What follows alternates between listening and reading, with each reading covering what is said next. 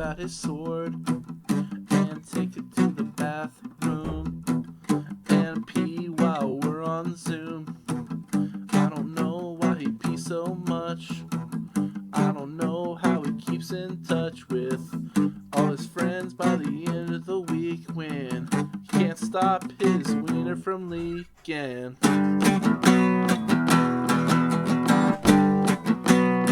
He's gotta pee.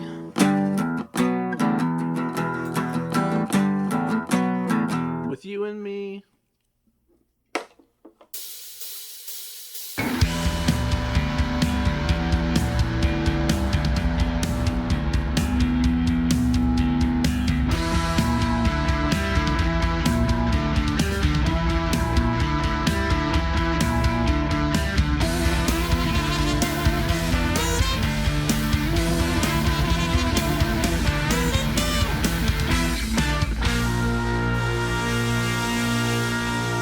Honeys, we're home. Hello, and welcome to Sinclairity, a dinosaur's tale. I am your host. We're gonna need another Timmy, along with my co-host. Hey, I'm Ben Hand Up Me. Hey Ben, how are you? I'm great. I'm doing good this morning. I'm alive for the first time in years. No, I feel pretty basic. What's up? I feel a lot better than the last episode we recorded. Yeah, you were sick as a sick dog, as a dog who is sick. Yeah, it wasn't fun, but we had fun on the episode regardless. Yeah, we had Chris and Zach from Keystone Copycats with Chris and Zach with us. It was a lot of fun. Yeah. Chris sounds like fucking Randall from Clerks, and I can't get it out of my head. It's so funny to me. I loved it. Yeah, it was great to have them. I mean, it's always good to have Zach on the show, but it was fun. It was fun to add a fourth. It's always good to have our contractually obligated to have our producer on the show once every few seasons or whatever. No. It's in the paperwork. Yeah, it's in his writer. Yeah. But his handler made us include him on. Yeah. We just wanted Chris, but his handler, his fingerler made us include his him. His fingies. But yeah, welcome to you said episode 35 of Sinclairity? This is episode 35 of the podcast. Hell yeah. Where we talk about the TV show Dinosaurs. Our podcast is now old enough to rent a car for a decade. That's how 35 works, right? Oh wait, 35 weeks. No. You can have a car for 35 weeks? That's the gestive period. Oh, shit, cut that. I don't know the word I'm trying to say. Oh, really? You don't know a word you're trying to say and you want to cut it out? Religulous. No. But yeah, I guess if we have to leave it in every time Tim stumbles, I have to stay too. But if you're tuning in for the first time here at Sinclairity, what we do is I don't fucking know. No, we watch Dinosaurs. I think that can't be right. I'm reading right here. It says we watched the show Dinosaurs, but if I'm remembering correctly, that show is from 30 years ago. There's no way that's what we do here. That's right. No, actually, we actually just talk about Rachel Bilson's granddad. He did direct this episode today, which is today we're doing we're watching season 2, episode 24 of Dinosaurs, the Jim Henson project that he died before it came to fruition. Rest in peace, rest in puppets. And if you're watching Disney Plus, it is season 2 episode 16. Regardless, it is the season finale for season 2, so we're moving on. We're getting through this thing. Yeah, we finished the second. We finished the whole second season of the show. It's still no sponsors. It's only 2 more seasons before that witch we met in the woods is satisfied and we are no longer dogs. She turned us into dogs and made us record 85 episodes of a podcast. What are you talking about? This is how we got in this situation, isn't it? I don't know what you're referencing, but I spit on a witch. You said not to do it. She turned us both into dogs. We asked her how to get out of the situation. As you said, we had to record a podcast about the show Dinosaurs. Wait, we're dogs? You know it, baby. So, yeah, we're doing We Say So Knows Best. Not Hogan knows best. We say so. No, never Hogan knows best. We're doing We Say So's Heroes, and it was released May 8th, 1992, when we were toddlers. We were little. I was not a toddler in 4 1992. is still a toddler, or 5. I was like 5. You were a big toddler. I guess you become a waddler after a couple of years. Like the big baby from Rugrats. Yeah, exactly. Or the giant baby from Baby Geniuses, the robot baby. Robot babies are not to be trusted. From the mouth of robot babes. I hate them. So we already mentioned that Rachel Bilson's grandpappy directed this episode. Yeah. And they call him Bruce. And it was written by Victor Fresco, that dude who did like Santa Clarita Diet, Andy Richter Controls the Universe, and we saw him on this show for High Noon, Fran Live, and Refrigerator Day, which was the one we did with Marty and Sarah. And Fran Live is a fantastic episode. It was. Did we have guests for that one? I don't remember. I don't think so. I think it was just that might us. just been us. Yeah. Yeah. Just like this one. Sorry, everybody. No guests today. No guests today. We wanted to close our season out with just us, so we didn't have to catch any randos up on what's going on in the Sinclair universe. Yeah, or them to tell us that Earl's a bad dad. Yeah, as if we didn't figure that out fucking episode 1. It's a bad dad. How'd the dad get so bad? This episode, bad daddy. This is an exemplary episode of how bad of a dad Earl is. He's so fucking self-absorbed throughout. It's ridiculous. So, like, I wrote, like, a summary in the notes, but I'm just gonna, like, I'll just do one off the fly real quick. Because it looks like a lot of words in that summary. Here we go. So, what happens essentially is We Say So, the corporation, the place that Earl works at, who we've seen, they're destroying the world slowly or fastly, whatever. And they are trying to get a better public image, so they select a family to be like the spokes family for the company. They kind of like the Sinclair family minus Earl. They think he's a bad dad. So they cuck him with his friend Roy. And Earl just like goes off to live at the bar for a week. And then it all culminates by Earl doing the bare minimum and getting his family back. So that's right. That's a better summary than they wrote. And then they want to employ him to do their dirty work, to bust unions and stuff like that. We'll get into that because it's a great cliffhanger to leave it on. Yeah. We got a little bit of trivia for this one. I messaged him about this last night and asked him, I told him I'd give him $50 if he could guess what guest actor they had this episode. I'm waiting on my money. I'm not paying up.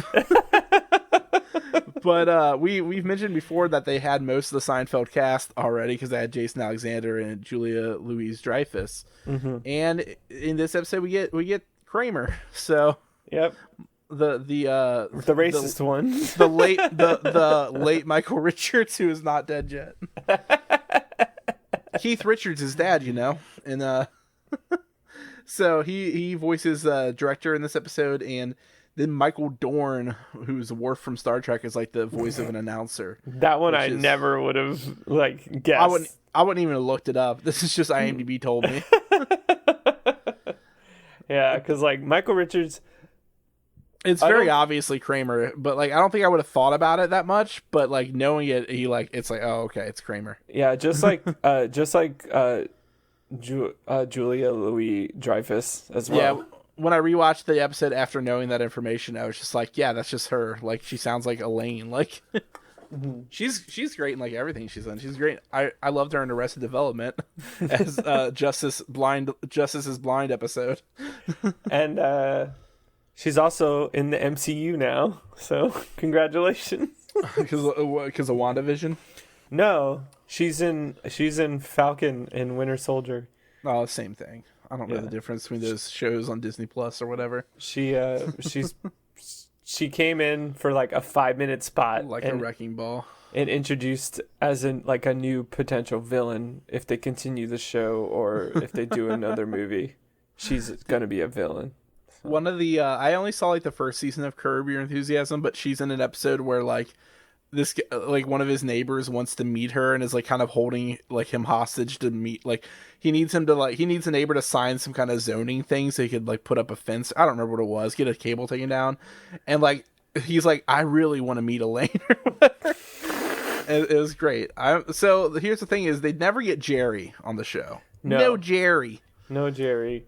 It's because they don't like jazz, I think. That's what it is. Do you like jazz? But I did look it up, and all we found was a screenshot of Jerry Seinfeld's book, like video shelf on Seinfeld, and he does have a couple of VHSs of dinosaur episodes on his shelf. But just certain episodes, not whole seasons, right? Yeah, as somebody was quick to point out in the Reds, like, actually, those aren't seasons. Those are just...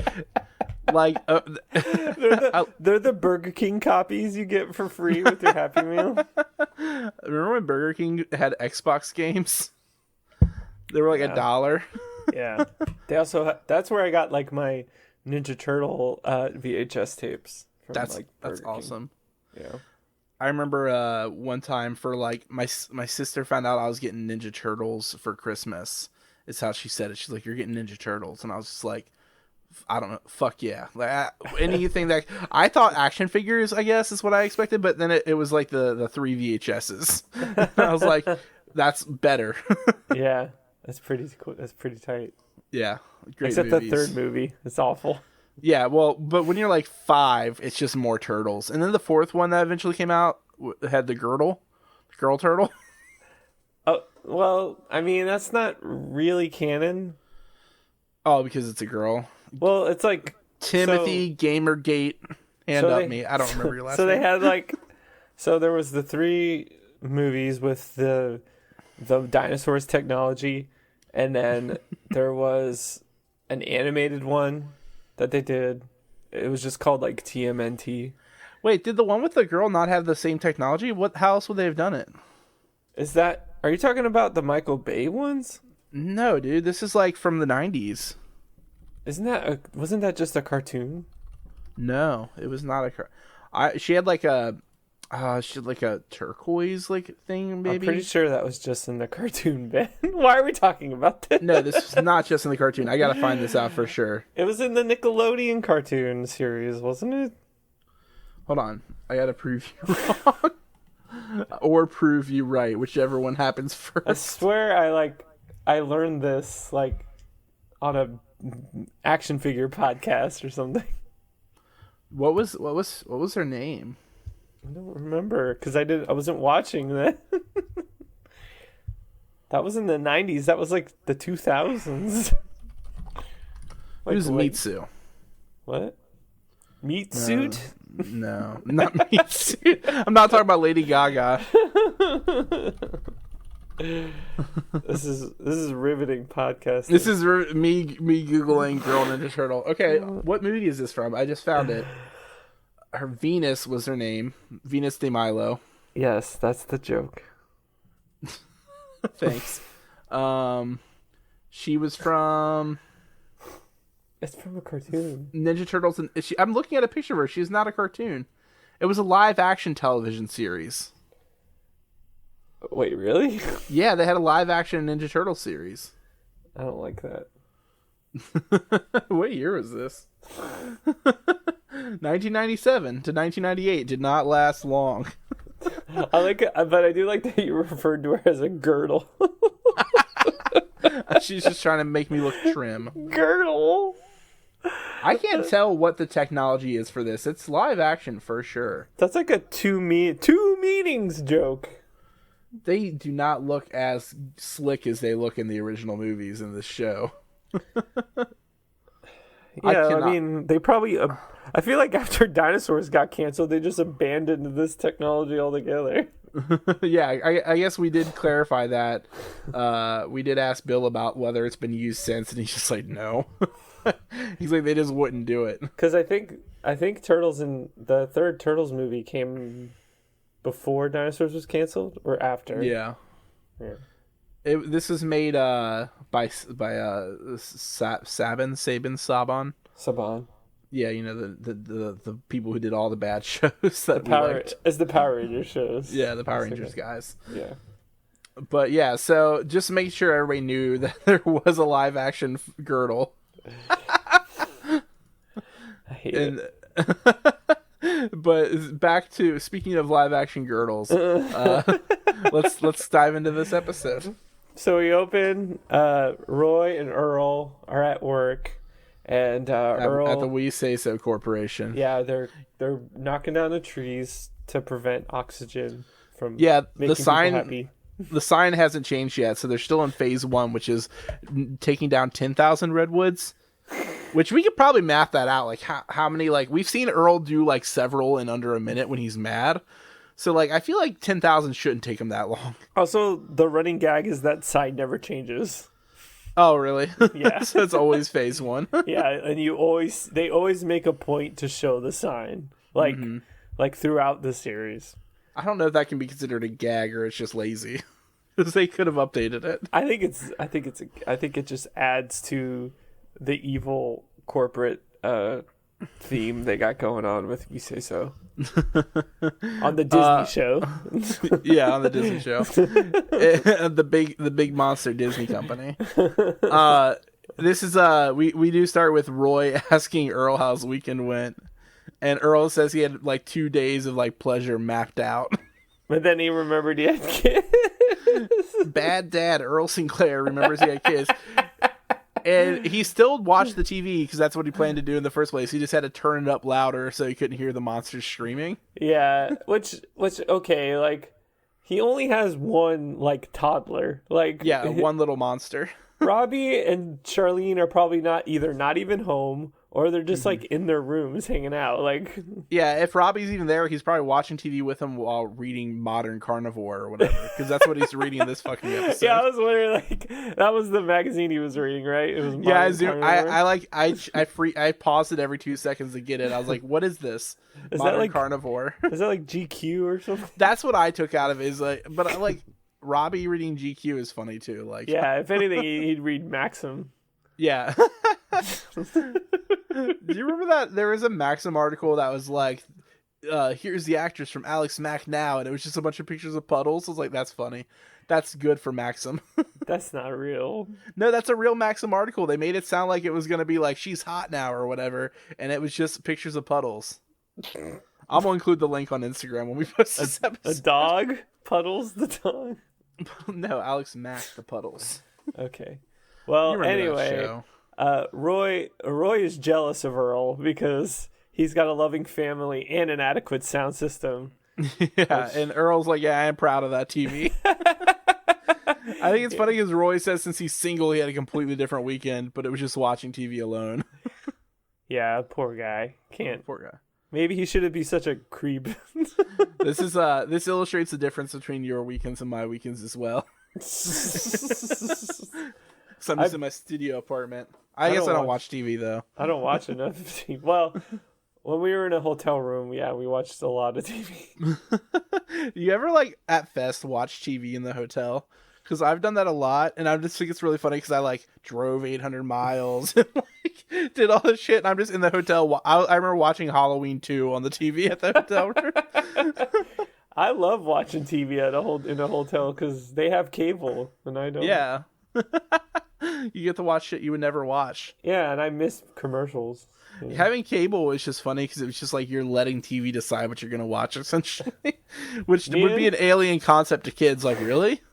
Me and Andrew found our new favorite show. It's like a fake monster hunter show. Like, it's totally scripted and fake, but it's called Pokemon Buddy. No, it's Monster Rancher. It's a real show, and it's like they don't Is Pokemon not a real show? They don't even try to act like the stuff happening to them is really happening to them. Like, it's totally fake, and it's so funny. I love that concept of that show.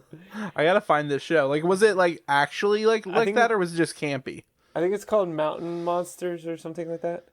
No, it's legit. Like, they are a cryptozoological team looking for like Sasquatch and stuff like that. So they are in effect trying to take it seriously. It just comes off so much as like they're acting like it's serious, but it's clearly fake. It's clearly fake. Yeah, it's not even like it's like a parody of those stupid Bigfoot shows like that try to be really serious. Yeah, like it's a total parody. That's okay. So it's an intentional parody. It's hilarious. I like that. That sounds good. Yeah, and they all like overact and like. They all like risk their health and safety to like it's It's like Jackass, but it's Imagine like you do a parody show like that and then you accidentally run into Mothman, like for real. I know, maybe one day they will, like something actually happens to them. That's like, I remember talking to my sister Lauren about this because she wanted to like go look for Mothman or like people from inside the earth or whatever. And I was talking about like, okay, but you have to go into it with this concept of like, it's all people pulling pranks throughout history. So be a part of that. Leave more fake clues for more people to have fun. That's fun. I was like, but also if you go into it in that mindset, that's how you actually meet Mothman, because that's the ironic like twist to your camping adventure. Yeah. You go there to fuck with people, then you turn around and beheaded. You just get like murdered by Mothman. Yeah. Which that's how I want to go. Yeah. Which kind of brings us to our next segment there.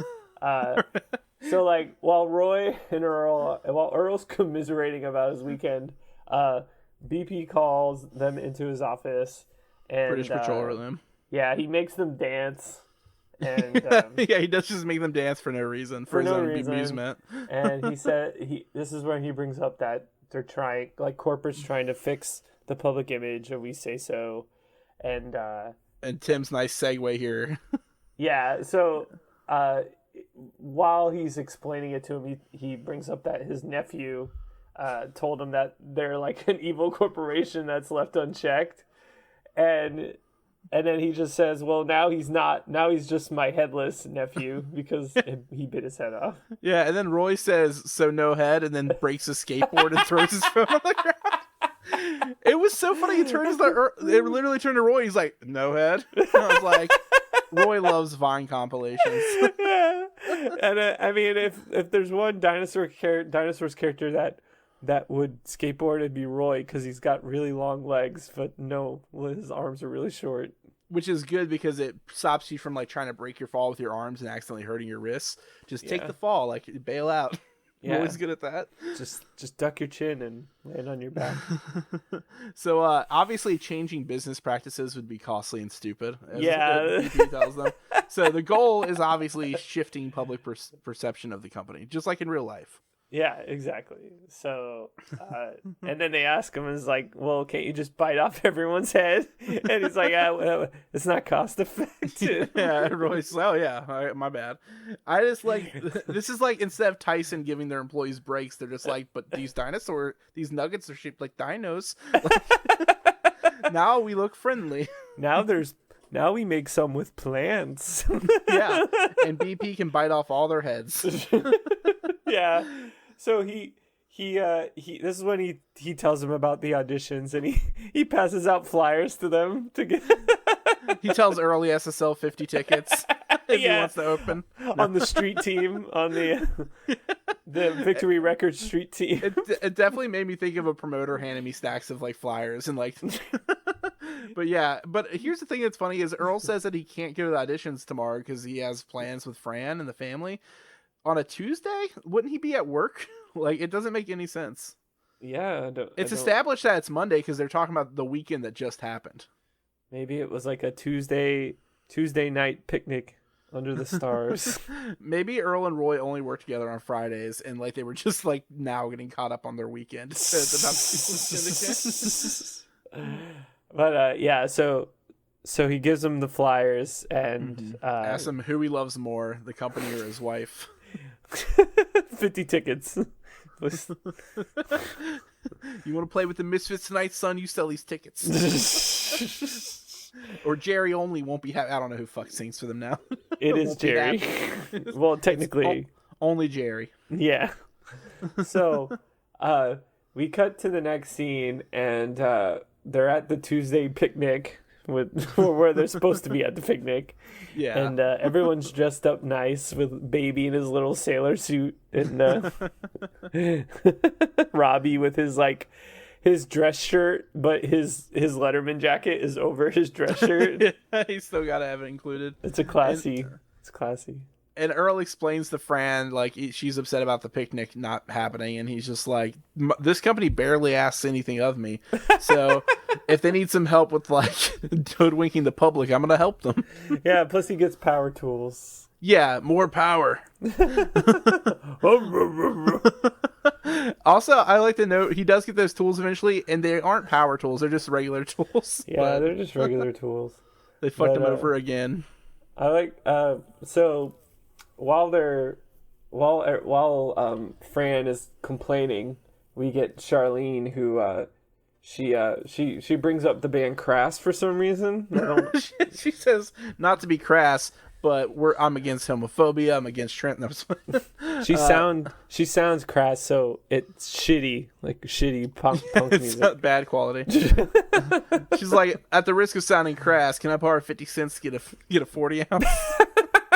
To a bus to take a bus to the fest. Yes, exactly. To destroy a hotel party. So you could buy a Coca-Cola and that's a different. And fill your Ford van. Anyway, sorry. None of that reads as anything to anyone. But yeah, Charlene asks what's in it for her. That's what she meant by sounding crass, is because she's gonna sound like Charlene, give me Sinclair. Yeah, and she's like, I want $15. And then little man, put that shit in my hand. And then Earl's just like, I would have gone to 20. So then the baby wants 20. And then they argue over who's cuter.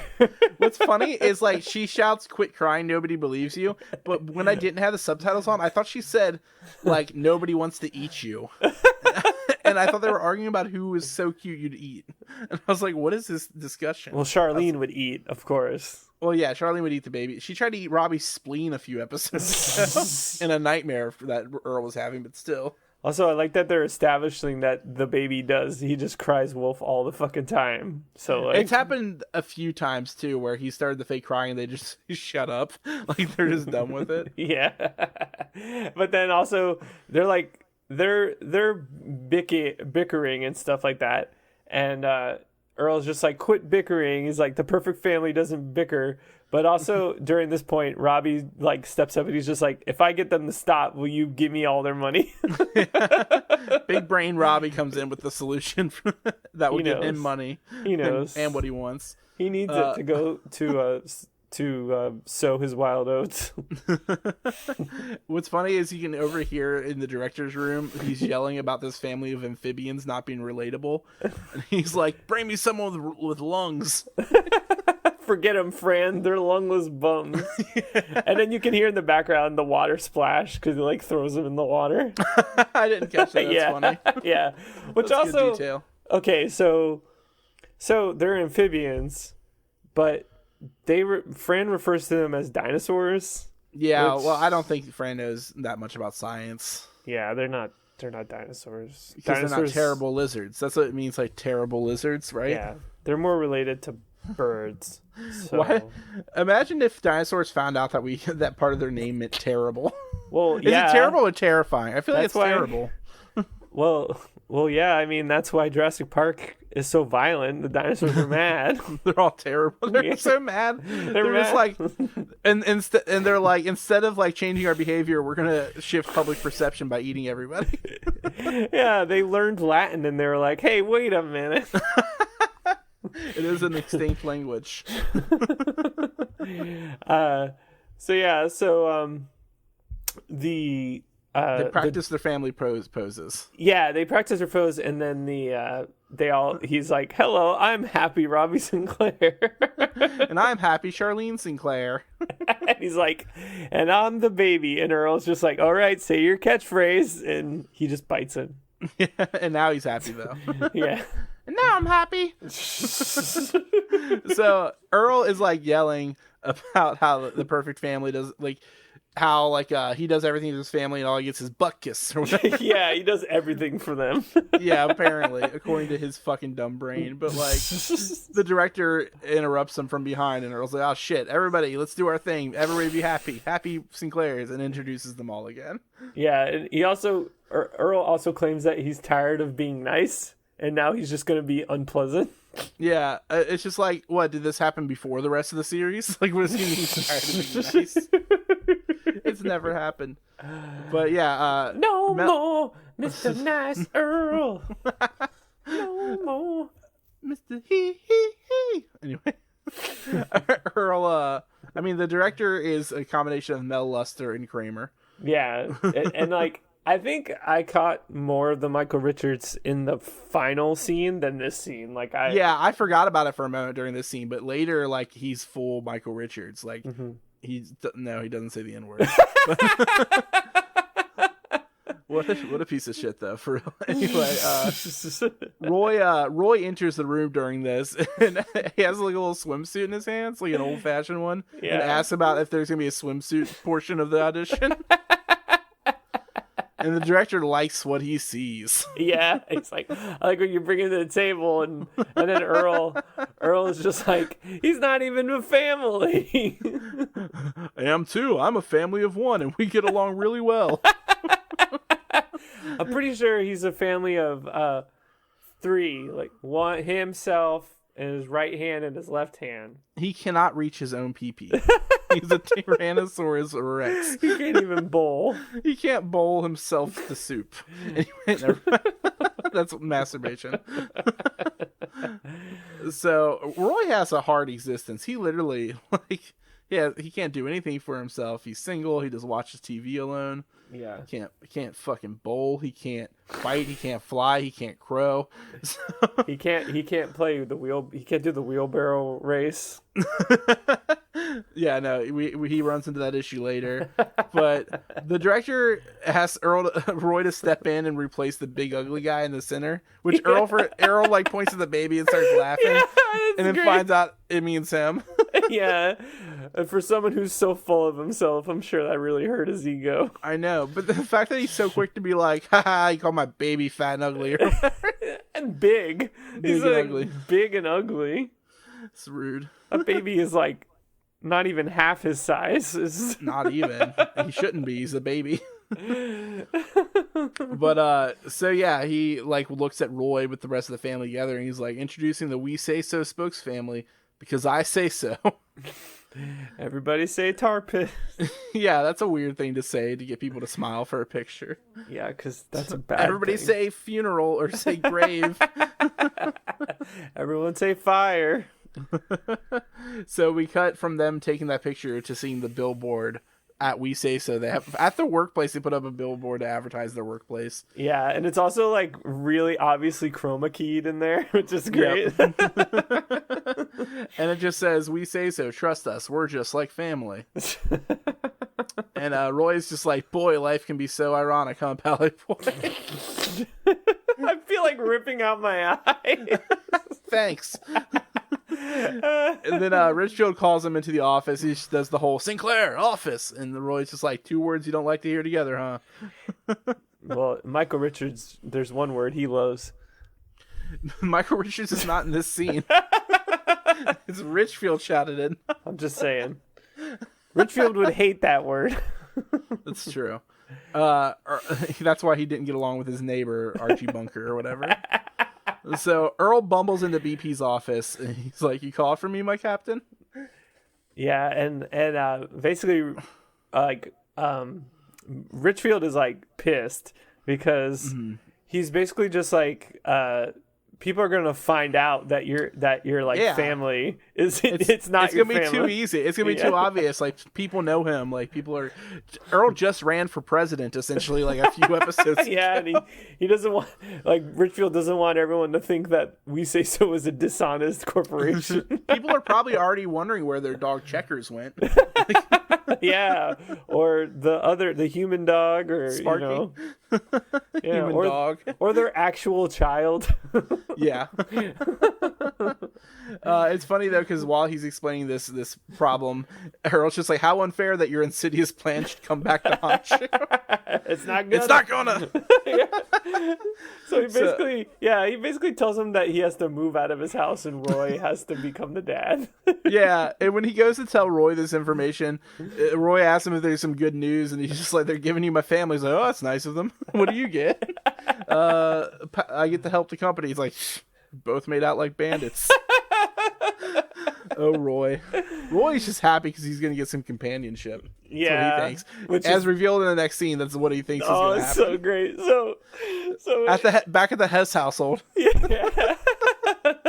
So he's there but Earl's still there, and Fran is just like, I don't understand, like, why do they have to do with it? And Earl's just like, they're a big company, Fran. I think they know what they're doing. Yeah, and Robbie makes a comment about it, like, sounds like you're brainwashed, Dad, which is funny because Robbie was brainwashed a few episodes, big war hero Robbie. Yeah, and Earl can only think, he's like, exactly. And that brainwashing put food on your table, clothes on your back. You know what? This is like the point in Harry Potter. Okay, on Harry Potter and the Half-Blood Prince. I get one. Okay.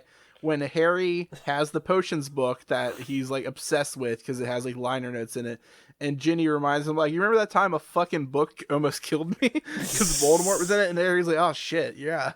So this is like Robbie talking to Earl about the brainwashing. I thought you were gonna say this. I thought you were going to say the suitcase. Like, you're talking about the suitcase. That's a Horcrux. No, I do like that. He says, and yeah, Fran makes a comment like, not only the table and clothes on your back, she's like, also the suitcase in your hand. He's like, it's a damn nice darn nice suitcase. Yeah. And Earl's like, he feels like he has to talk to the kids because they're going to have complicated feelings. Yeah, but they're in their own worlds. Like, Charlene's doing her nails, and Robbie's reading Modern Carnivore, and Baby's playing with blocks. That fucking nail polish is like, it's like this tiny little vial of nail polish, and then the handle is like massive. I thought she had a bong. Like, at first, when this scene cut in, I was like, okay, Happy Leaf, they figured out you're supposed to smoke it. It's from the bong, right? Yeah, exactly. Yeah, and like, yeah, the baby's playing and Robbie's reading, and Robbie asks if Roy and Earl could just split up their Father's Day gift. Yeah, he didn't want to have to give him two gifts. But so, and then like the rest of them are ignoring him. The baby doesn't care. He's just like, is Mama leaving? He's like, no. He's like, doesn't affect me. Yeah. Leave me out of this one. Yeah. So then we get Roy, who comes in dressed as Earl. It says Daddy's home. Oh, sorry, Earl. I didn't know you were still here. What do you think Gary thinks about all this? Like, I don't think Gary even thinks about it. Well, Gary was trying to fight him to death to take his home, and now Roy just like gets given it, like handed straight to him without a battle. And it's funny because both these episodes were written by the same guy, Victor Fresco. He has a big thing about cucking Earl. Like, 2 of the 3 episodes or 4 episodes he did are about Earl getting cucked. Yeah, and it keeps going too, because then Roy turns to Fran. He's just like, Fran, I know this could be awkward for you, so if you don't want to sleep together for the first few nights, I understand. He can only reason that this would be a few nights of awkwardness, and then he's gonna get some. Yeah, and like Fran's like, what the fuck? Earl. And Earl lays down the line, says Roy's gonna sleep on the sofa, and Roy's just like, what would Richfield think about that? Roy's playing dumb, but Roy knows what he's trying to get to go down. No perks. No perks at all. That's what he tells him. This is just pretend time. And then Roy comes to Earl for fatherhood advice, which is hilarious. The worst person to go to for this whole dad business shit. Yeah, but Earl has like sage advice, which is just like, expect to fail, and then you won't be disappointed. Yeah, and he tells him that kids are just a guy's punishment for a night of fun with his wife. One night. If you have one chance, one opportunity, would you let it slip? Yeah, so he asks him if there's any good sides to being a father, and he's like, yeah, there's moments of joy. Like when they're sleeping. Womp, womp, womp. Fuck you. They always manage to find their way home in the morning. Yeah, when they're at other friends' houses, they'll find their way back.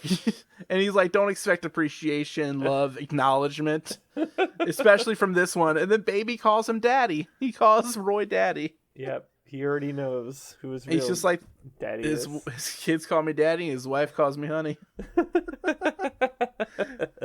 God, this show has an obsession with cuckolding.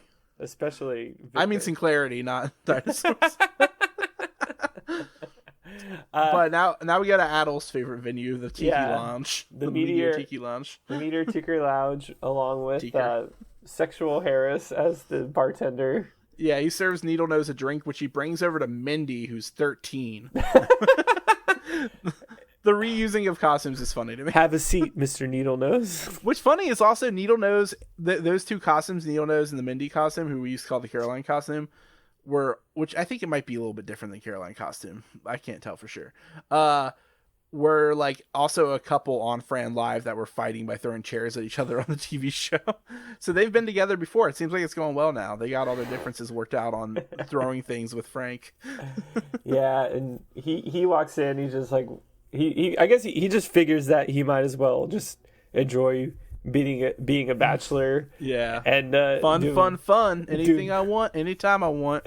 Yeah, and then he just sits down at the bar and he wants a home cooked meal and the love of a female. How about a shot of something strong and cheap? Close enough. They should have just had Jason Alexander back for this role again, because like his buddy was already there. He could have just they could have ridden together. Coffee and cars with comedians. Yeah, and then like the bartender's just like, well, he's kind of like, well, what's wrong? He's like, I lost my family. Will there be a service? No, they're not. They're not dead. They're just more photogenic without me. Alec, and he says that the company made him leave, and the bartender is all bought in. He's like, well, the company probably would know best. Yeah, and then it cuts straight to one of the ads, and which I love these ads because like not only are they just funny, but they're also vague. Like we don't really know what they're selling besides we're a happy family. An image. Just an image. Yeah. Because they don't the products, as far as we know, that We Say So sells, I mean, it's like gas and weaponry and like shit like that. Yes. Yeah, I guess like rocks. It's like when BP had the commercials like, we're sorry. Like BP Richfield is now doing it. Yeah. So he's just like in like the creepiest like Stepford Wives kind of thing. He's just like, "Hi, we're a We Say So family. We're proud of that." Yeah, and he's like grilling, and like Fran says the thing about We Say So products are made with love by good, honest, caring dinosaurs like my husband. And then he calls to the kids, and they come down to eat, and the kids look at each other in like the most insincere way, and they're just like, "I love you." Yeah, they're all sharing love, and they're like, "I love you, Mom and Dad." And then the baby joins in as like, "And I love everyone and everything because I'm the baby and I'm full of love." How'd they get him to do that? And yes, life is good because we say so. Yeah, and Earl's just like, he likes the ad. He's like, it's so good. He's begrudgingly impressed. He's like, only a good company can do such a good ad. Like, I like how like there's multiple moments where he's kind of self-effacing in that way, where he like will admit something was good that hurts him. He can't help it. He's just like, what? They know what they're doing. Yeah, but him and the bartender though agree that like TV is like a very powerful medium, so people will definitely believe it. Yeah, because like, you know, the bartender noticed it's Roy, which is funny because he's Roy's coworker, but also I guess he's Roy's bartender, the way they do these characters. Yeah, he's just like, I am too uncomfortable to question TV. Yeah, I love it. Yeah, he's like, hey, isn't that Roy?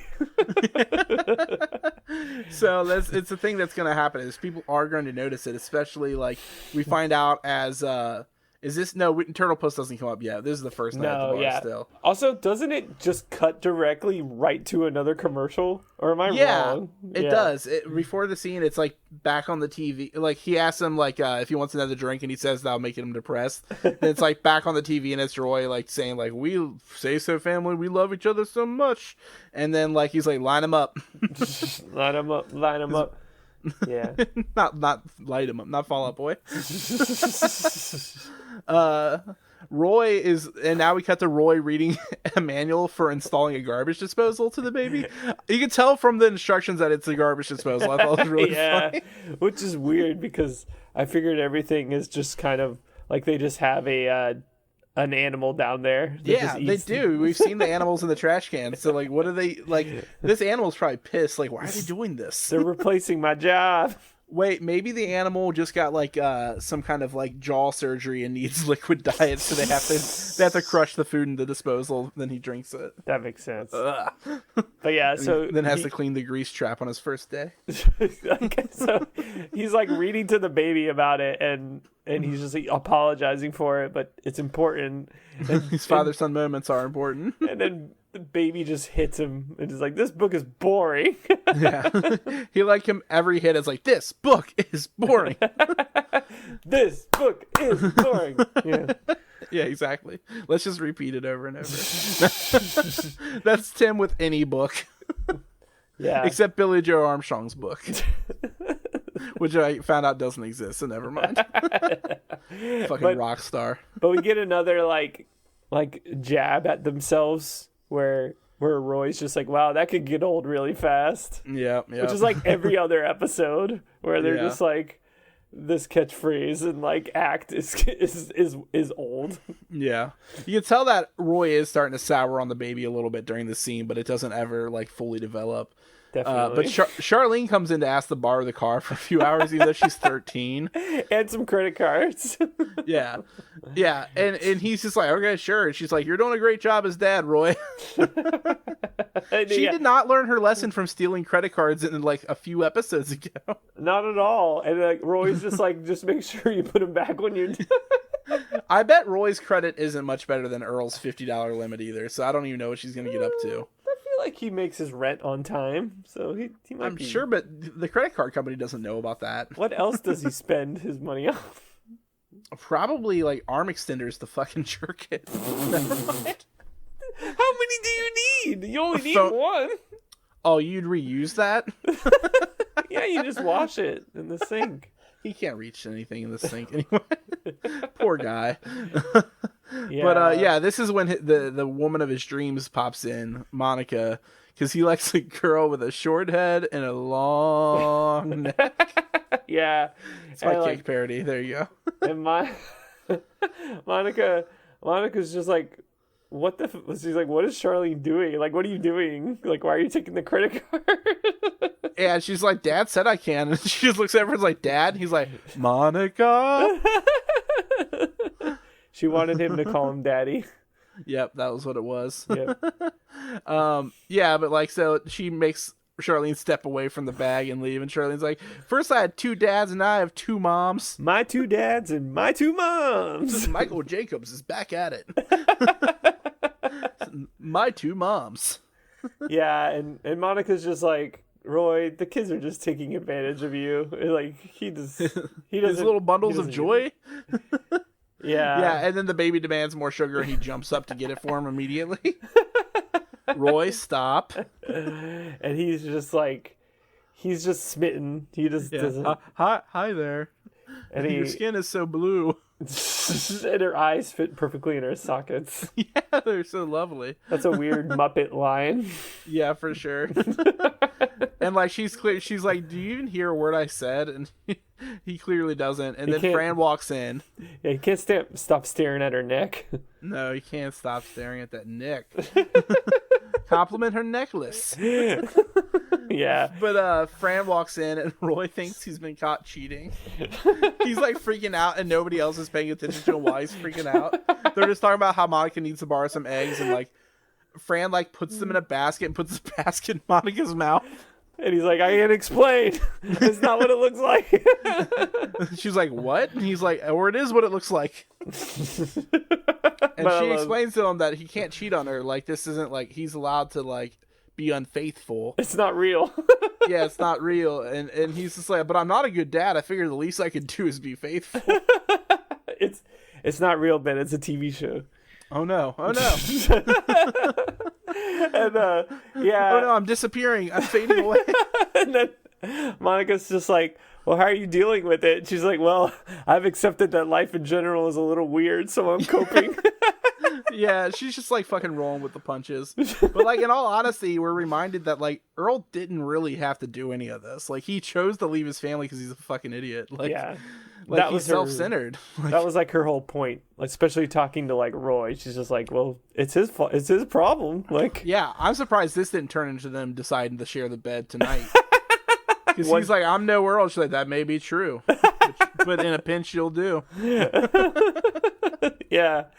And then Fran's just like, he's probably just hanging out at your apartment right now, having a great time. Yeah, having the time of his life, hanging out there. But we cut to him alone at the bar while like that end of broadcasting days thing is on the TV. It's a noise album, actually. Do you think that exists anymore? Like, I remember that shit. Or when it turned blue. Like, I don't think so.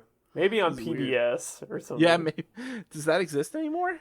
Yeah. I feel like it's going... I mean, the Sesame Street had to go to HBO, so I guess rich kids can learn about the projects. I don't understand the point of that. Fucking ridiculous. No, it's because they want to bring them into the Godzilla universe. Because the Zillaverse. Yeah. So, yeah, he's sitting at the bar. He just sleeps there.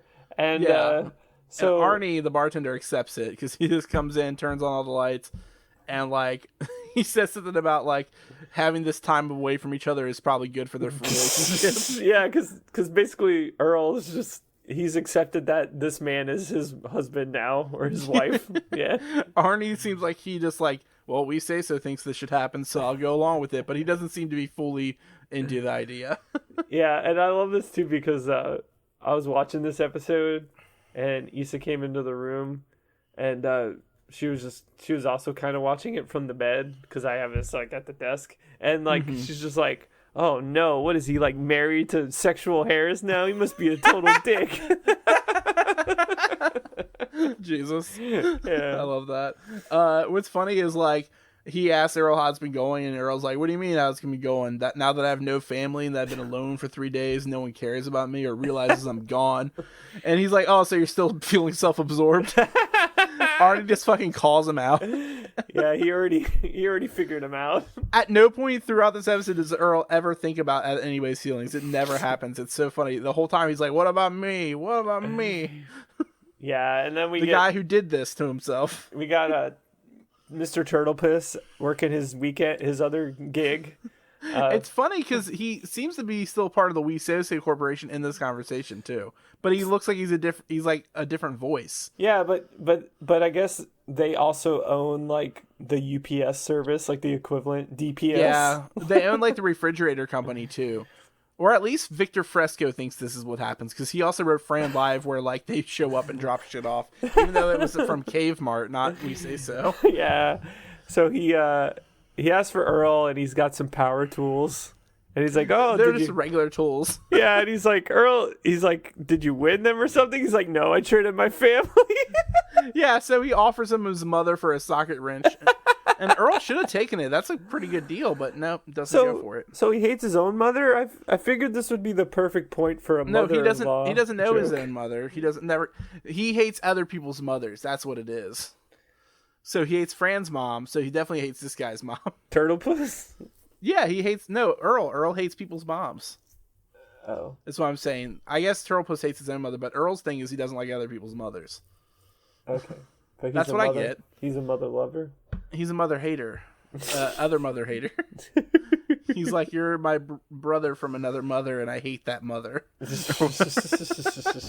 But he declines his offer, but Turtlepuss reminds him that the company picnic's coming up soon. Yeah, because he's excited. He's excited. Yeah, because he gets to push his son around on a field by his ankles. And Earl's just like, but me and Robbie love the race. Like, they're the defending champs. Yeah, every year. And like, so he's just like, Roy can't compete. His arms are too small. like I'm the right dad for this family. And he's like, I gotta do something about it, even if it means leaving this bar. Yeah, but the bar is so low. But Arnie says that he probably shouldn't question the company because that would be anarchy. Total anarchy. But yeah, he decides he's gonna go, and then we cut to the company picnic, and there's a sign of the Hess family that says, "We're so full of love it hurts." It's like it references back to the ad when Richfield was running for president. It was like, he cares so much it hurts. All right, we'll be back in a minute with more Sinclairity, A Dinosaur's Tale on PBS. Are you tired of buying your weapons of mass destruction from a company that you just don't trust? Well, come to We Say So, a company you can trust when you're buying missiles, IEDs, or any kind of weapons you might need for a military invasion, you can trust us at We Say So, because we're a family company. And we don't like the families of people from other countries. Anyway, back to Sinclairity, a dinosaur's tale. Welcome back. Welcome to Home Depot. Welcome back to Home Depot. We love you. What you building today, Home Depot? I don't know their slogan. I bought a board. Home Depot, we've got wood. Not like that. Definitely not like Ben Shapiro. You guys want to come to the Cumber Yard at Home Depot? It's not. We don't have cucumbers there. I meant like come lumber. Team Cum. Anyway. So how about that income tax? That's when you have taxes in your cum. Sorry, we're back and we're cutting that part. Ouch. Made no sense. Yeah. Womp womp womp womp. So anyway, we're back at the Weso family company picnic. Family. Weso Weso soup. God damn it. Weso soup family. and you and I, we so family. We so family. That's so family. We so Raven. Someone made I think Woody Alan. made a That's So Raven joke last night during their D&D game that I was just in the room. I wasn't playing. So I was just there talking to like both of you and Zach on my phone while You said he was performing, and I was very confused by what that meant. No, he was like acting out. Like he was like acting out stuff. Like he was stomping around the room. That's hilarious because I immediately thought you meant drums, but in my head I was like, it'd be funny if he meant he was being very and that was what you meant, was that he was being goofy. He was like playing like an NPC that he came up with. That's awesome. It was like this old witch lady like sweeping, and he kept like mumbling to himself. It was really he's like, shout out to Woody Bond. All these kids, yeah. It was great. I'm gonna start when he was stomping around too, he was like out of breath because he was performing so hard. It's been a while since he's had a drum every day. He probably can't keep up. I'm gonna become a cringe rapper called Hoodie Bond, and nobody's gonna get it. I don't get it either. Hoodie Allen. The rapper that loves Tim Allen. More power to you. God damn it. Anyway, so we're back at the company picnic, and Richfield bellows out to the crowd, "Welcome to the company picnic. We have enough food for everyone to have one serving." And he tells them they'll be searched before leaving, so don't try stuffing it down their shirts. Yeah, that's fucking some Scooby-Doo shit. That's some George fucking Burns shit. And don't let the kids touch anything. That is the guy's name, right? George Burns. Old as George Burns. But like, there's like okay, so I'm not talking about the real person, George Burns. I meant Burns, Mr. Burns from Simpsons, and that's not his name, is it? No. It's Charles Montgomery. I forgot. Yeah. George Burns, my bad. No hate to George Burns. I meant that's some CM Burns shit. Also, this is going to be the policy at our wedding. You only get one meal. Where I'm officiating. You only get one meal. I'm like, I may be officiating, but I did not do a lot of fish eating because they said one meal per person. And there will be no fish. See, what I noticed when Issa mentioned that I should officiate, she also said I could be a groomsman. Which is making stuff up. Hey, Issa said it. She's the Godzilla, the Bridezilla. 90-day fiance. 90-day finance. Here at Home Depot. You want to build a house? We'll give you 90-day finance for your fiance. Montgomery. It's just like a mini mall. Sunday. So anyway, we're at the company picnic. It's probably on a fucking Tuesday because apparently Tuesdays are days for picnics in this world. Well, they probably haven't figured out the 5-day work week. So that's true. It might be because this is before government versus Garfield, where Garfield decided that the work week starts on Monday. Oh, you mean that landmark case? Yeah, the landmark case, Garfield v. 1976 or whatever Garfield started. I forget. Our Garfield tis of thee. Anyway, so we are off the tails, right? Sorry, Pause. That's the name of the company. Nothing. Jesus. I was trying to make it work. No, we can't. We're bad at this. Anyway, I love Jim Davis. Him and his sister Kim Davis. That awful troll from Kentucky. Anyway, we're gonna get a libel lawsuit. Anyway, so BP Richfield also reminds them to keep their noise down and don't let their kids touch anything. Yeah, I like how you're worried about. I love how you're worried about a libel lawsuit when we call Kramer a racist. We call Michael Richards a racist. I call him a piece of shit. I'm pretty sure multiple times on the show we've called Ben Shapiro a piece of shit. We called Adam Carolla a piece of shit. Well, we're real edgy over here. We hate the same people you hate. Well, those are facts, and facts don't have feelings. Facts don't care about your feelings. So don't go to a fact dentist. They won't put new feelings in. Shut up. I'm talking to myself. Shut up. Kramer comes into the room like, ha! Like he does. Yeah, he slides in. He slides in. No, he takes a picture of the family, but he's making baby like do a big gaping smile, and baby's face hurts. And he snaps the picture anyway. That's what happens with me when people try to get me to smile for pictures. Yeah. I don't know how. Why so serious? I got this scar from a wheelbarrow race. So Kramer takes the picture, then he gives them sheets of talking points. Yeah. And Robbie reads one of them. Which is just sure is generous for the company to throw us a picnic, isn't it? No need for a union here. Yeah, but there is need for We Are the Union, which have a new album coming out on Spotify this week. Thanks. Our sponsor, We Are the Union. Our sponsor this week is We Are the Union. Bad Time Records. They should sponsor us. These cowards. But what were you saying? Sorry. Oh, no, I was saying the reason why they don't have the 5-day work week yet is because they busted the unions already. Yeah. And what's funny is when Kramer's walking away, he says, "Somebody make me a sandwich." And I like to imagine that wasn't supposed to be a part of the episode, that he thought they were done recording and just like, "I'm doing this favor for you guys. Make me a sandwich." He's like, "Where's the help? I need a sandwich." And they hand him a DVD of The Help. Somehow. A poop sandwich. What? An unpolished turd. Isn't that part of that? Isn't that the movie? She feeds the white lady poop.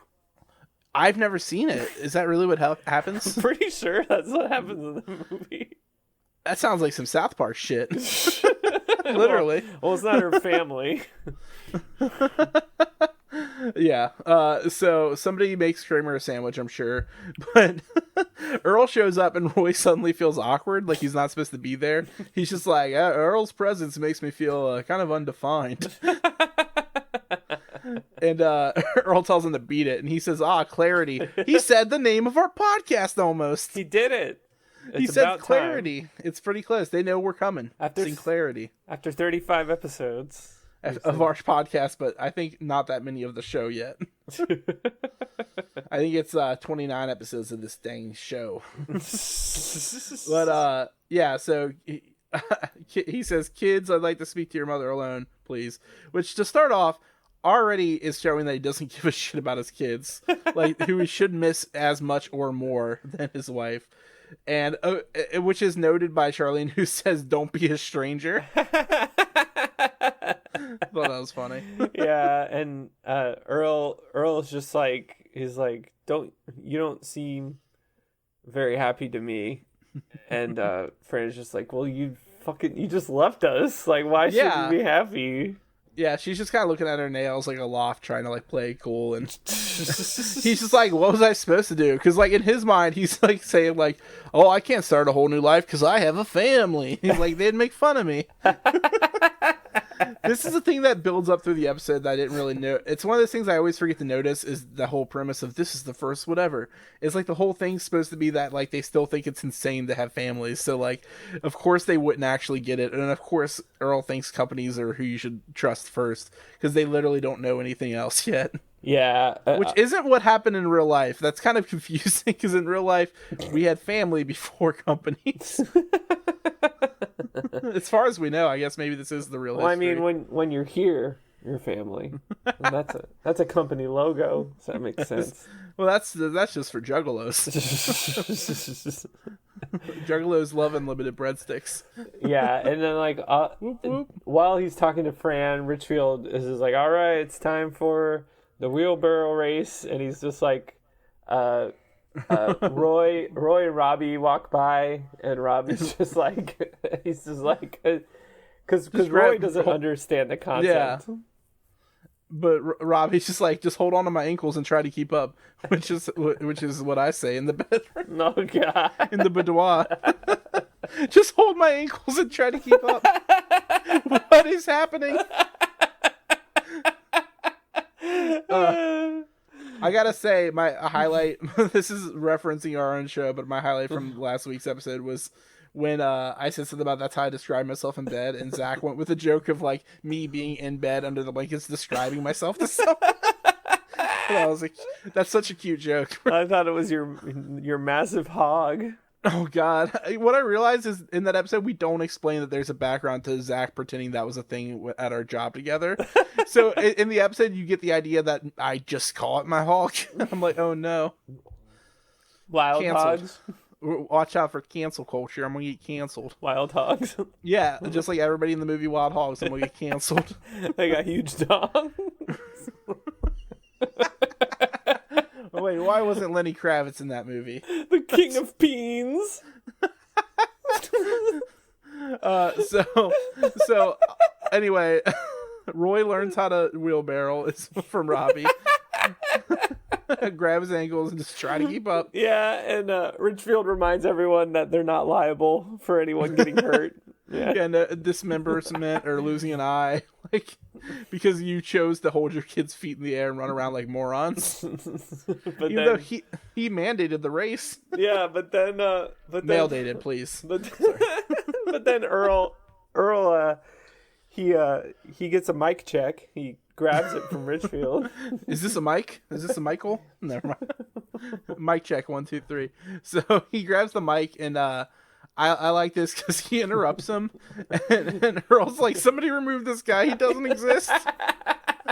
He's like, "I do exist," which is this is a scene from Vanilla Sky where Kurt Russell is like, "I'm real. I'm real. I have 2 kids and a wife. You know, I'm real. I'm a real boy."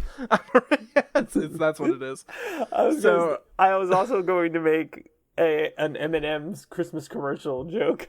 They do exist. Yeah, they do exist. They walk in the room and it's Earl walks in and it's the M&M's and they're like, he does exist. And by then we should mash that up. he means what's the voice actor's name? Tom Kenny. It's Tom Kenny. Yeah, Tom Kenny. I think it'd be funny if we redo that commercial and instead of Santa it's Earl and instead of the M&M's it's Slim Shady. What? They do exist because he's Eminem. They do exist. Yeah, you get it.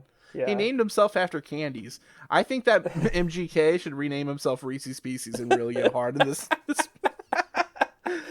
He at least has an ET endorsement. Speaking of him, he performed last night in like Jacksonville in a stadium, like full of people. Of course it was Florida. Machine Gun Kelly. Florida.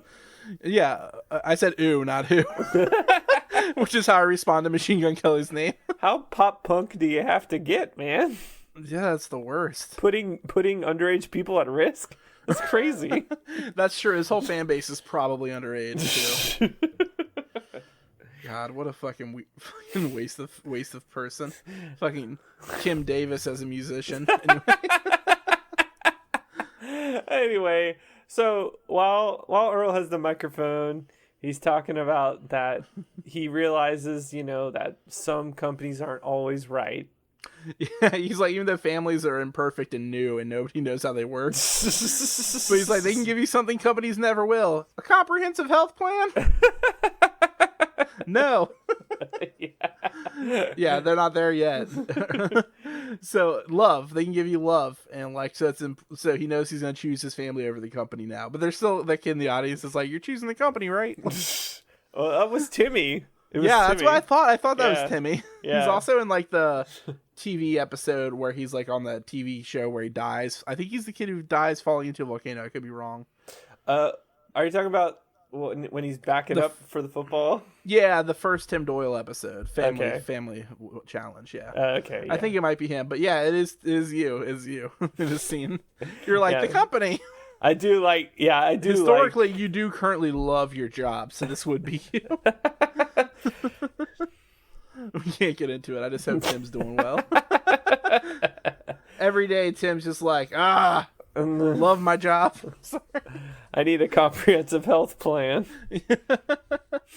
Just if you get a stick in your eye, just pull it out. That's comprehensive enough. Yeah. But Kramer loves this. He's like, he thinks like he's seeing the way that they're reacting to Earl, and he's like, he's got some fucking charm to him, you know, like he could become a folk hero. Yeah, well, he's just like, hey, not so fast. And Richfield's just like, yeah, slower would be better in reference to killing him. Yeah. And then also he's like, no, I think he's got something to offer. And then horny Richfield says, other than those meaty thighs. Meaty thighs. Damn, Richfield fucking coming on strong. Earl would love this because every time he pretends to be Richfield, he hits on himself. Yeah, but I'm sure I say that like it happens all the time, but it was just one episode. But really, he's talking about Fran, because, come on. Oh, that's the meaty thighs right there. But, you know, Earl's got some meat in his seat, or a seat in his meat. Yeah, he's got a seat in there. He's got the donk, but... He's got the donk, but for He's got the donk. He's got the 66. Fran's got the thighs for days. Thighs for days. Onlyfrans.com. But yeah, so Kramer thinks that they could exploit Earl somehow. And like, I thought that he was just leaving it at that, but then like when Fran's like, can we leave? Earl's like, I don't know which way this is going, so give it a sec. Yeah. He comes back over to tell them like, yeah, you can go. Just, you know, we might call on you in the future to like speak out against the work safety program. Or infiltrate a union. Yeah, he's going to make him a union buster. Bust him makes me feel good. But he's like, oh, I'd be flattered. Yeah. And like, he asks all the kids and stuff. He's like, well, did you miss me? And they're just like, you were gone for a week. Yeah. He's like, yeah, but did you miss me? Well, I guess we didn't take advantage of the situation as much as we could have. And it's funny because Robbie actually generally likes Earl, but I think Robbie's just not giving him, and because Robbie's like, this is a shitty way to come back into the family. Like, he should have walked up and said that he missed them. But he just walks up. It's like how he walks in the room is like, my family who loves me. He doesn't say my family I love. Yeah, and he even asked Baby too. And he's just like, not the mama. And then, you know, that means him, give him an old whack. That means he loves them. He loves them. Yeah. So Earl does pick him up and like he's like, "Oh, I missed you too," and then the episode ends with Earl learning fucking nothing. He never does. It's like it's the multiple things he doesn't learn. He doesn't learn to care about his family. He stays self-absorbed. He doesn't learn that companies are bad because he agrees to be a union buster at the end.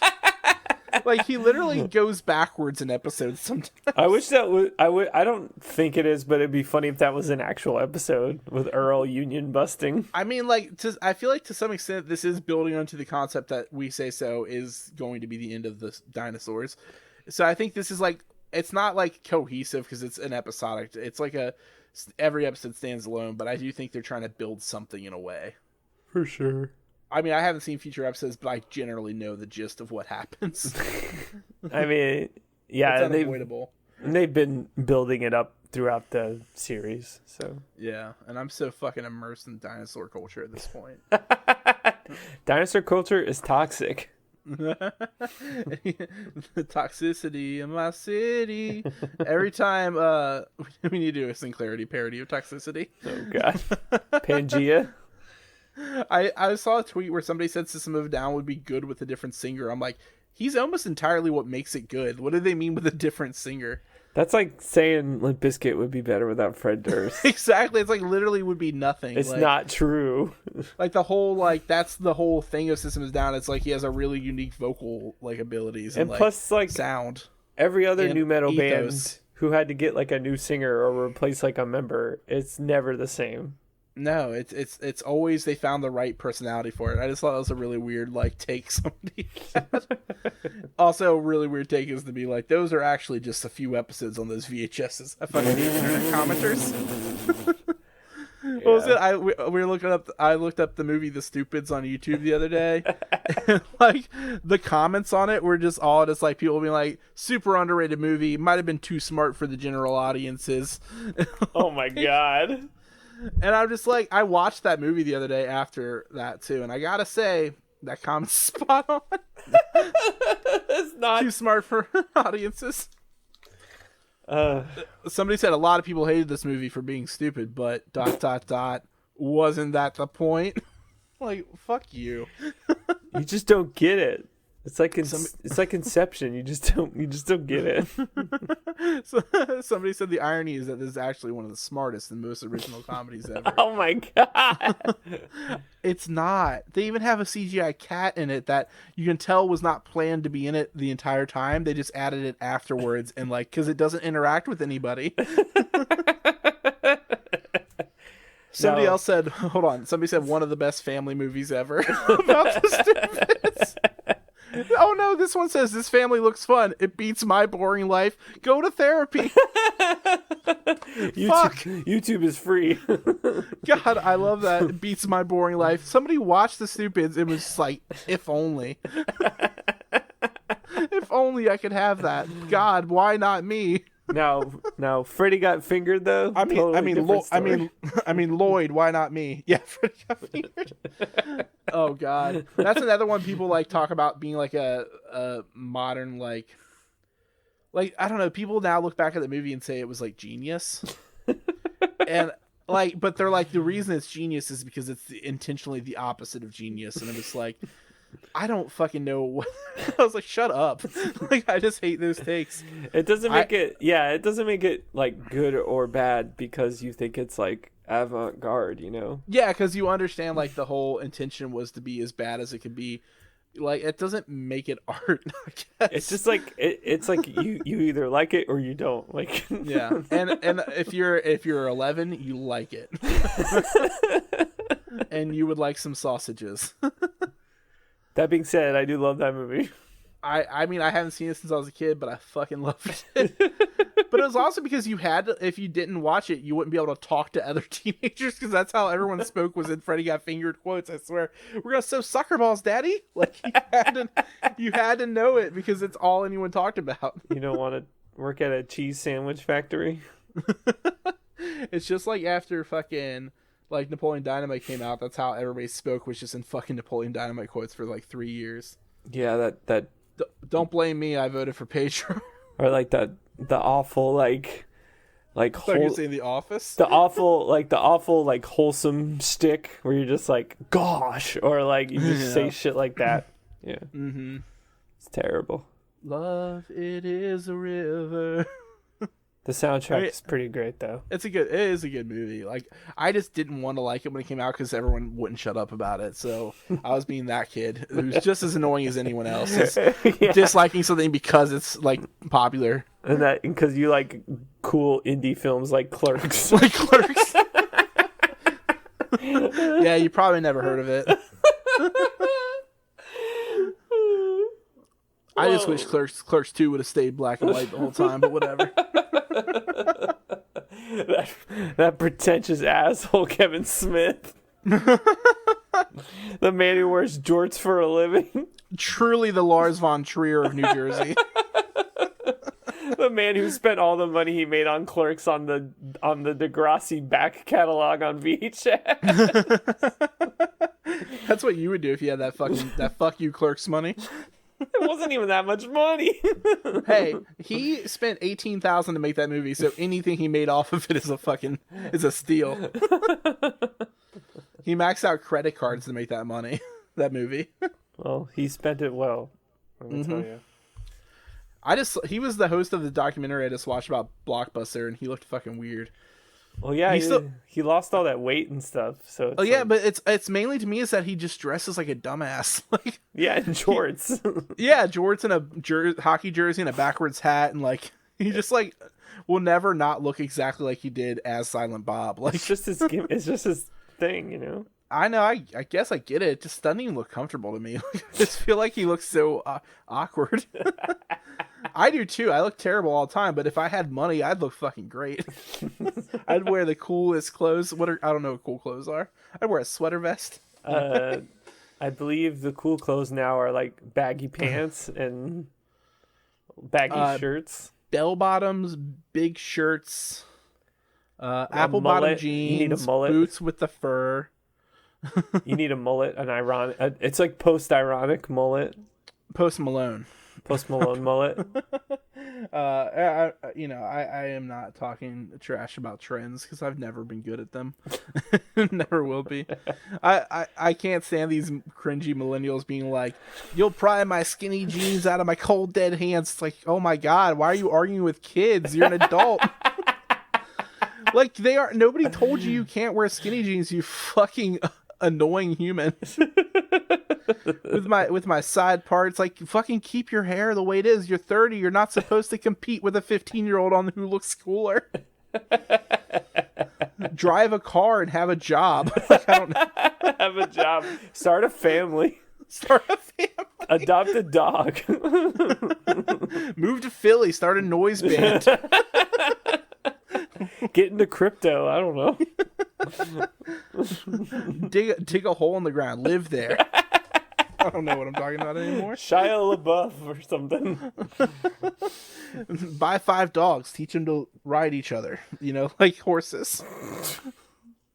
There's in that movie, The Labyrinth, there's a dog that rides a dog. It's a weird fucking movie. It is. It does happen. But speaking of weird fucking movies, that was Sinclair. That was Dinosaurs, season 2, episode 24. Yeah, and if you don't get it, you just don't get it, man. If you don't know, you don't. Yeah, you just. I have a master's degree, and I don't even understand this. You just haven't found the right strain yet. The right strain of the movie Vanilla Sky. Yeah. So thanks for joining us for this whole season. This is fucking an era has ended.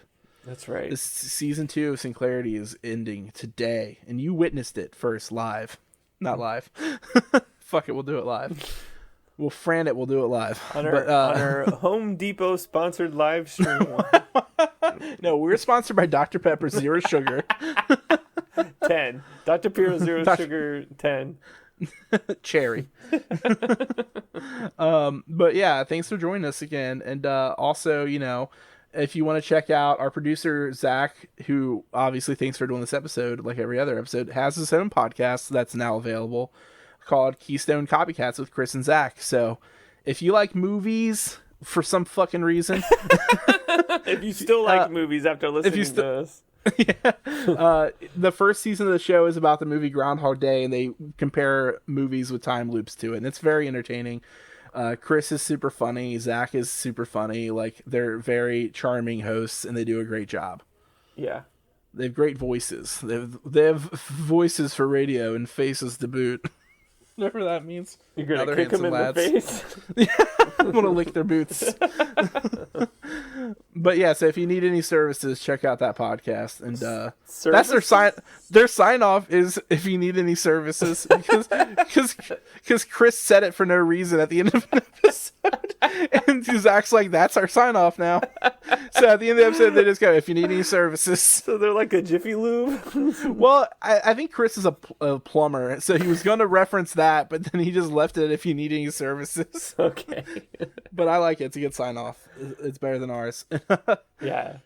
And also thanks to Jeremy Hunter, Jer Hunter from Scotoon Network, and you can check out their new album, We Are the Union albums. Like, I think it's out now, or it's coming out this week or something like that. I think it'll be out by the time this episode's out for sure. I think they put out a single the Friday yesterday, which is the time we're recording, and I think the record went up for pre-order, so I don't know when the whole thing comes out. Do you know what the name of the album is?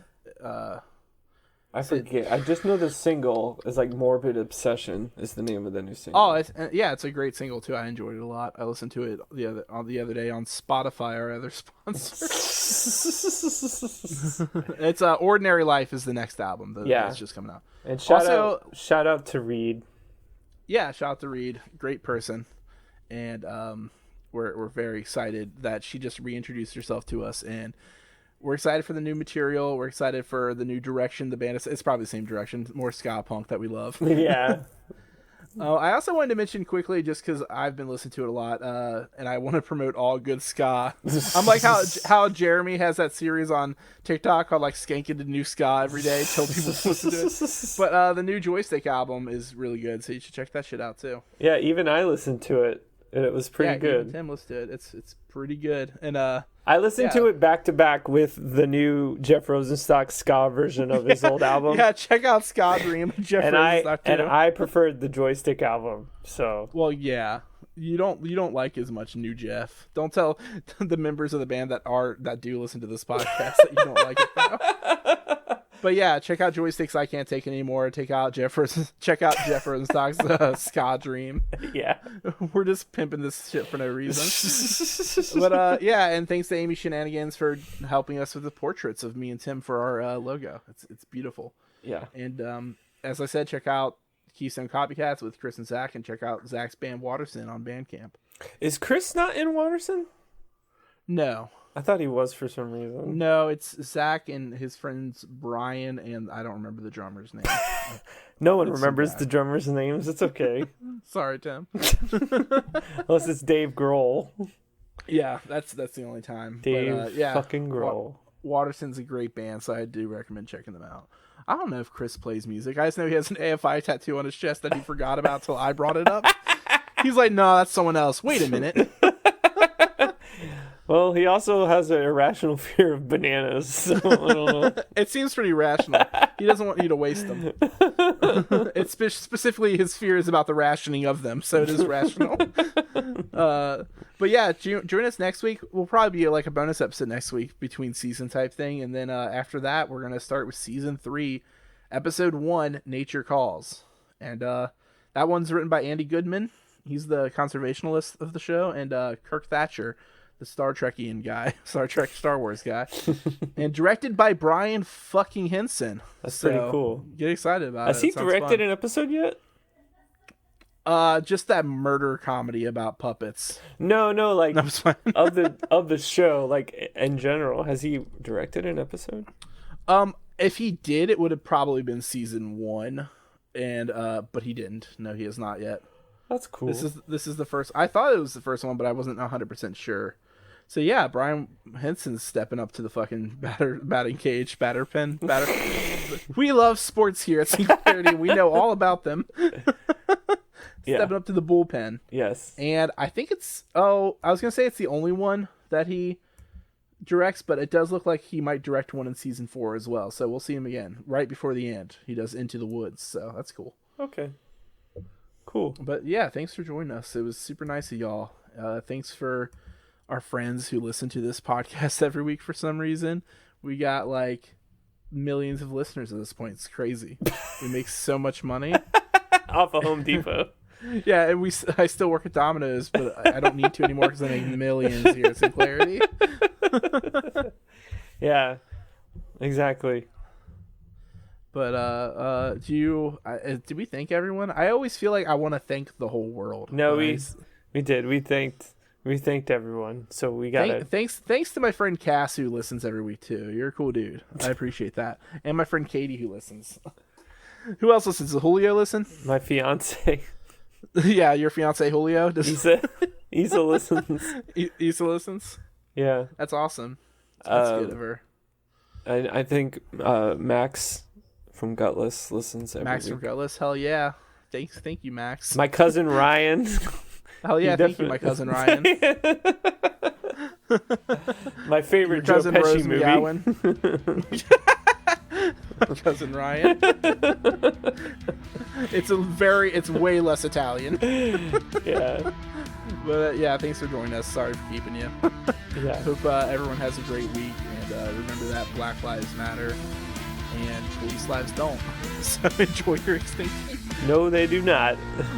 Hell yeah. Bye. Goodbye.